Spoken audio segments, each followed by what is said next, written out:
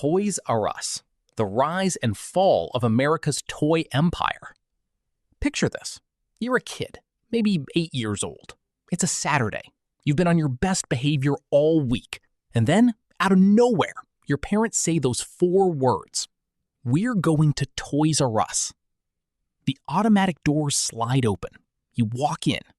There's this smell. Plastic, cardboard, something impossible to describe. And the aisles just stretch forever. Action figures, remote control cars, Barbie dream houses bigger than your bedroom. You didn't want to leave. You never, ever wanted to leave. For a lot of us, Toys R Us wasn't just a store. It was a place, a ritual, part of what childhood actually felt like. And then one day, it was just gone. This is the story of how one guy turned a tiny baby furniture shop into the most powerful toy retailer on the planet, and how a string of terrible decisions, a catastrophic debt deal, and a world that moved on without them brought it all crashing down. This is the rise and fall of Toys R Us. Chapter 1. One Man's Big Idea. To really get this story, you have to go back to 1948. World War II just ended. American soldiers are flooding home. They're getting married, buying houses in the suburbs, starting families. The baby boom is just getting started. One of the biggest demographic explosions in American history. And a 25-year-old Army veteran named Charles Lazarus sees it coming. He grew up in Washington, D.C., where his family ran a bicycle repair shop. During the war, he worked as a cryptographer, decoding secret messages. The guy knew how to read patterns. And in 1948, the pattern was obvious. Millions of young families needed somewhere to buy stuff for their kids. So he opened a store, Children's Bargain Town. Baby furniture, cribs, high chairs, strollers, right there in D.C.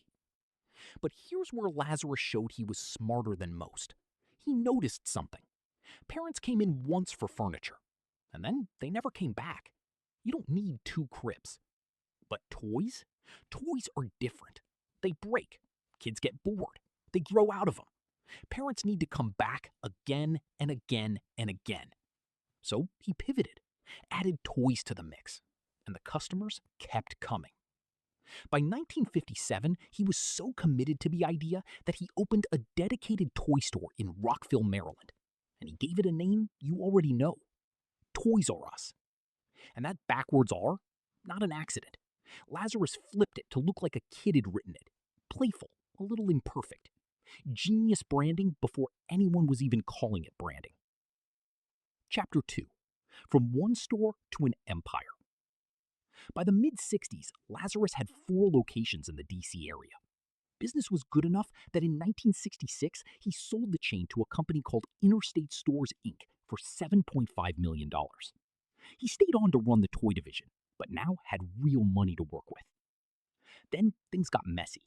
Interstate overextended itself badly, and in 1974 filed for bankruptcy, one of the largest corporate bankruptcies in the country at the time. But Lazarus's toy division, it was the only profitable piece of the whole company. So when Interstate reorganized, Lazarus used that moment to restructure everything around Toys R Us. Smart move. In 1978, they went public, fresh capital, and Lazarus went full throttle. His strategy was unlike anything retail had ever seen. Before anyone had a name for it, he invented the category killer model. The idea was simple and ruthless. Build stores so big, stock them with so many toys, and price them so aggressively that no one could compete. He sold the hottest toys at little to no profit. Loss leaders, banking on the idea that parents would assume everything else was cheap too, and fill their carts. The volume was staggering. And because he was buying in such massive quantities, he had enormous leverage over toy manufacturers. He could negotiate prices and exclusivity deals that no small toy store could dream of matching. Mom and pop shops? Gone. Department store toy sections? Couldn't keep up year-round. By 1980, 101 stores. By 1981, sales close to $750 million. By the mid-'80s, Toys R Us controlled roughly 25% of all toy sales in the United States. A quarter of every toy dollar spent in America. Think about that. They went global, too. Europe, Japan, beyond. In the UK, they grabbed 9% of the entire toy market in just 3 years. And while most retailers were still using paper inventory systems, Lazarus had invested early in computers. A Wall Street Journal piece in 1985 marveled that every single product in the chain was tracked digitally, letting Toys R Us spot hot items weeks before competitors even noticed. At the peak, Toys R Us had over 1,500 stores worldwide. Geoffrey the Giraffe was one of the most recognized brand icons in America. They had done something almost no retailer in history had pulled off, taken an entire product category and just owned it. Chapter 3. The First Cracks. But nothing lasts forever. The first real threat came from an unexpected direction: Walmart.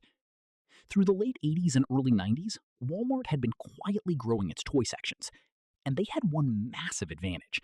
They sold everything: groceries, clothes, electronics.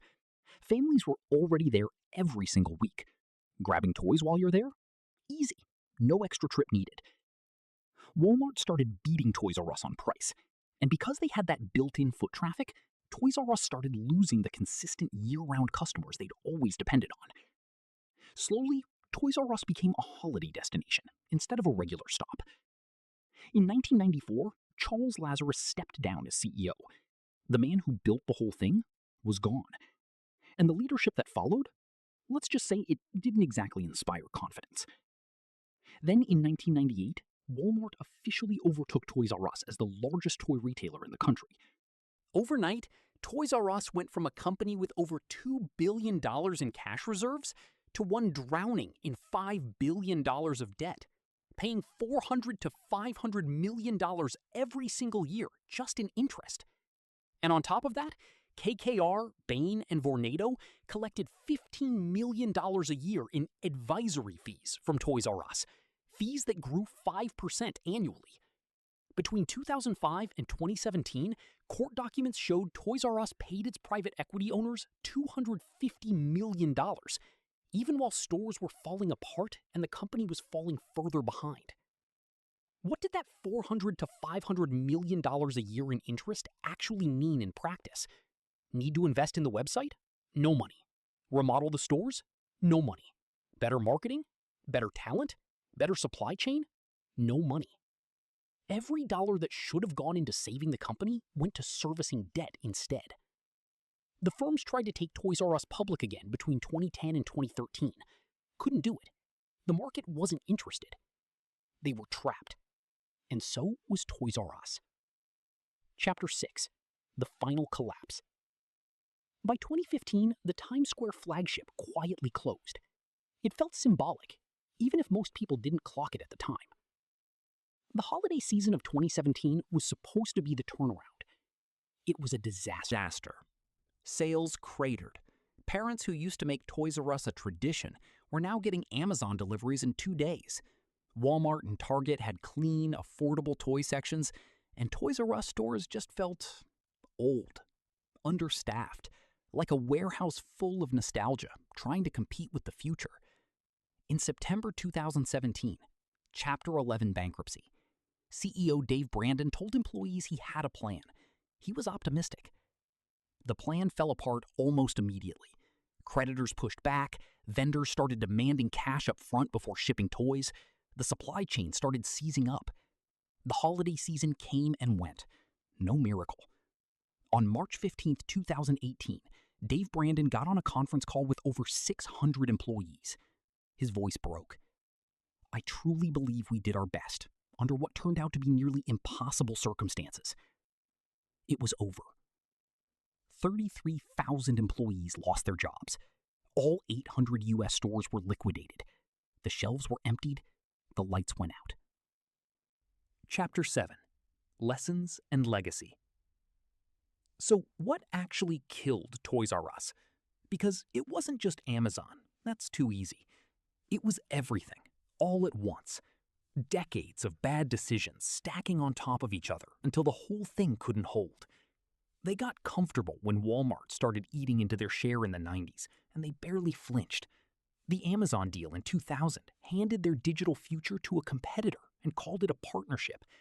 The 2005 leveraged buyout was the kill shot in slow motion.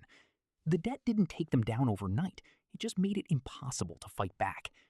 The stores stopped feeling magical. They felt like dated warehouses, while Apple was reinventing retail and Amazon was making shopping effortless. And they'd become so dependent on the holidays that when those fourth quarters stopped delivering, there was nothing to fall back on. Could they have survived? A lot of analysts think yes, if not for the debt. Right up until the collapse, Toys R Us was still selling 1 in every 5 toys purchased in the United States. That's not a dead brand, that's a strangled one. The brand isn't completely gone. In 2019, a company called True Kids bought the rights. Small stores have popped up in parts of the US and Asia. Geoffrey the Giraffe still makes appearances, but it's a shadow.